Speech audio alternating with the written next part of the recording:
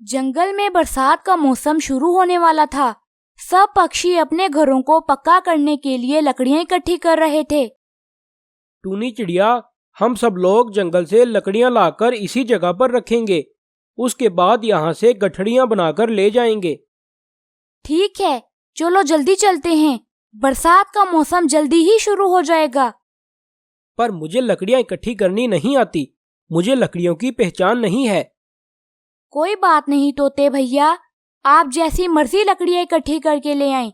मैं उनमें से मजबूत लकड़ियों को देखकर अलग कर लूंगी। ये कहकर वो सब पक्षी लकड़ियां इकट्ठी करने के लिए चले जाते हैं। सुनिए जी, जंगल के सब पक्षी मजबूत घर बनाने के लिए लकड़ियां इकट्ठी करने गए हैं। आप लकड़ियां इकट्ठी करने क्यों नहीं जाते? अरे कमली कवि, हमें लकड़ियां इकट्ठी करने की कोई जरूरत नहीं। हम दूसरे पक्षियों की लकड़ियां चुरा लेंगे। पर तुम दूसरे पक्षियों की लकड़ियां कैसे चुराओगे? अरे कमली, सब पक्षी लकड़ियां इकट्ठी करके रात को देर से आएंगे, और वो रात को घर तो नहीं बनाएंगे ना, वो कल सुबह को घर बनाएंगे। तो मैं रात होते ही उनके घर से लकड़ियां चुरा कर ले आऊंगा। तुम चिंता न करो। चलो ठीक है, अब हम दोनों नदी की सैर करने जाते हैं। ये कहकर वो दोनों नदी की सैर करने के लिए चले जाते हैं। उधर वो सभी पक्षी जंगल से लकड़ियां इकट्ठी करके ले आते हैं। तोते भाई, जो लकड़ियां तुम लेकर आए हो ये तो बहुत कमजोर हैं। इन लकड़ियों से घर नहीं बन सकता। तो मैंने तो पहले ही कहा था कि मुझे लकड़ियों की पहचान नहीं है। कोई बात नहीं, हम आपकी लकड़ियों को संभाल कर रख लेंगे और सर्दियां आने पर उनकी आग जलाएंगे। आप हमसे लकड़ियां लेकर उसका घर बना लेना। ये कहकर वो तीनों लकड़ियां लेकर अपने अपने घरों की तरफ चले जाते हैं। टूनी चिड़िया, तुम ये मजबूत लकड़ियां मेरे पास रख दो और कमजोर लकड़ियां अपने घर ले जाओ। कल सुबह हम घर बनाना शुरू कर देंगे। ठीक है कबूतर भैया, मैं ये कमजोर लकड़ियां जाकर अपने पेड़ के नीचे रख दूंगी और सर्दियां आने पर हम इनकी आग जलाएंगे। तभी टूनी चिड़िया वो कमजोर लकड़ियां लेकर अपने घर चली जाती है और उन्हें जाकर अपने पेड़ के नीचे रख देती है और अपने घोंसले में जाकर सो जाती है।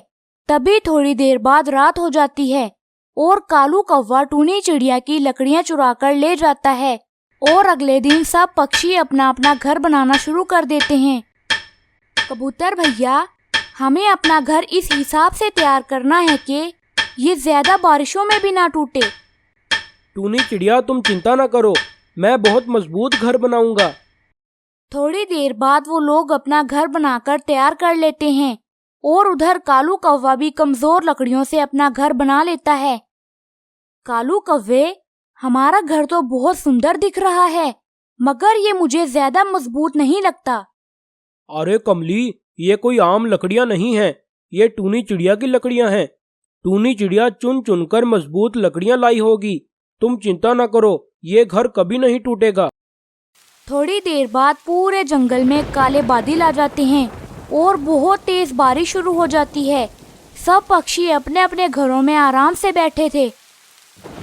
देखा कमली, मैंने कहा था ना कि ये लकड़ियां बहुत मजबूत हैं। देखो हमारा घर कैसे पेड़ के ऊपर टिका हुआ है। अभी कालू कौवा ये बात कर ही रहा था कि उनका घर टूटकर नीचे गिर जाता है। अरे सत्यानाश हो आपका, ये कैसा मजबूत घर बनाकर दिया आपने। आप तो कह रहे थे कि ये लकड़ियां तो बहुत मजबूत हैं, तो फिर ये घर कैसे टूट गया? पता नहीं ये घर कैसे टूट गया। मैं तो ये लकड़ियां टूनी चिड़िया के पेड़ के नीचे से उठाकर लाया था। मुझे लगता है कि उसने खराब लकड़ियां नीचे रखी थी। लगता है इस बार भी हमें बारिश में भीगना ही पड़ेगा। राजनपुर नाम के जंगल में टूनी चिड़िया अपने बेटे मनु चिड़े के साथ रहती थी। मम्मा, आप तैयार होकर कहाँ जा रही हैं? बेटा, मुझे दूसरे जंगल में थोड़ा सा काम है, तो इसीलिए मैं दूसरे जंगल में जा रही हूँ। मगर तुम चिंता ना करना, मैं कालू अंकल को कहकर जाऊंगी कि वो तुम्हारा अच्छे से ख्याल रखें। ये कहकर टूनी चिड़िया वहाँ से चली जाती है और कालू कौवे के पास पहुँच जाती है। टूनी चिड़िया, क्या हुआ? तुम इतनी सुबह सुबह कहाँ जा रही हो?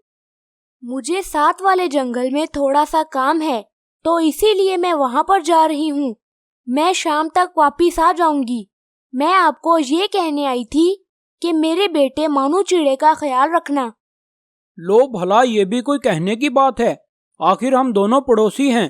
तुम चिंता ना करो, मैं तुम्हारे बेटे का अच्छे से ख्याल रखूंगा। तभी टूनी चिड़िया वहाँ से चली जाती है और कालू कौवा टूनी चिड़िया के घर चला जाता है। अरे वाह, टूनी चिड़िया का घर तो अंदर से बहुत सुंदर दिखता है। इतना सुंदर घर मैंने कभी नहीं देखा। मगर अभी तो मुझे बहुत जोर की भूख लगी है और यहाँ पर तो दाने भी पड़े हैं। मैं ऐसा करता हूँ कि ये सारे दाने खा लेता हूँ। कौवे अंकल, मुझे भी बहुत जोर की भूख लगी है, थोड़े से दाने मुझे भी दे दें। चुप कर चिड़िया के बच्चे, वरना मैं तुम्हें बहुत मारूंगा। ये सारे दाने सिर्फ मेरे हैं। ये कहकर कालू कौवा दाने खाने लग जाता है और थोड़ी ही देर में वो सारे दाने खाकर सो जाता है। अरे ये क्या, कौवे अंकल ने तो सारे दाने खत्म कर दिए और मुझे तो बहुत जोर की भूख लगी है। चलो मैं जाकर जंगल से दाने तलाश करता हूँ। ये कहकर मानू चिड़ा वहाँ से चला जाता है और जंगल में दाने तलाश करने लगता है। तभी उसे एक पेड़ के नीचे कुछ दाने नजर आते हैं, तो वो फौरन उस पेड़ के नीचे जाकर बैठ जाता है। तभी अचानक एक टहनी टूटकर उसके सर में लग जाती है और वो घायल हो जाता है। बचाओ बचाओ, कोई मेरी मदद करो, मैं बहुत ज्यादा घायल हो गया हूँ। टुनटुन कबूतर वहाँ से गुजर रहा था। वो मानू चिड़े की आवाज सुन लेता है और वहाँ पर आकर मानू चिड़े को बचा लेता है। मानू बेटा, तुम यहाँ पर क्या कर रहे हो और ये टहनी तुम्हें किसने मारी है? अंकल, मैं तो यहाँ पर दाने लेने आया था क्योंकि मुझे बहुत जोर की भूख लगी थी। पर तुम दाने लेने क्यों आ गए? तुम तो अभी बहुत छोटे हो। और टूनी चिड़िया दाना लेने क्यों नहीं आई? उसने तुम्हें क्यों भेज दिया? मेरी मामा कुछ काम से दूसरे जंगल में गई हैं और वो कालू अंकल को मेरा ख्याल रखने के लिए कहकर गई थी। उनके जाने के बाद कालू अंकल ने हमारे घर में आकर रखे हुए सारे दाने खा लिए और मुझे बहुत जोर की भूख लगी थी। मैं इसीलिए दाने ढूंढने जंगल में आ गया। क्या टूनी चिड़िया को पता नहीं कि कालू कौवा किस तरह का पक्षी है?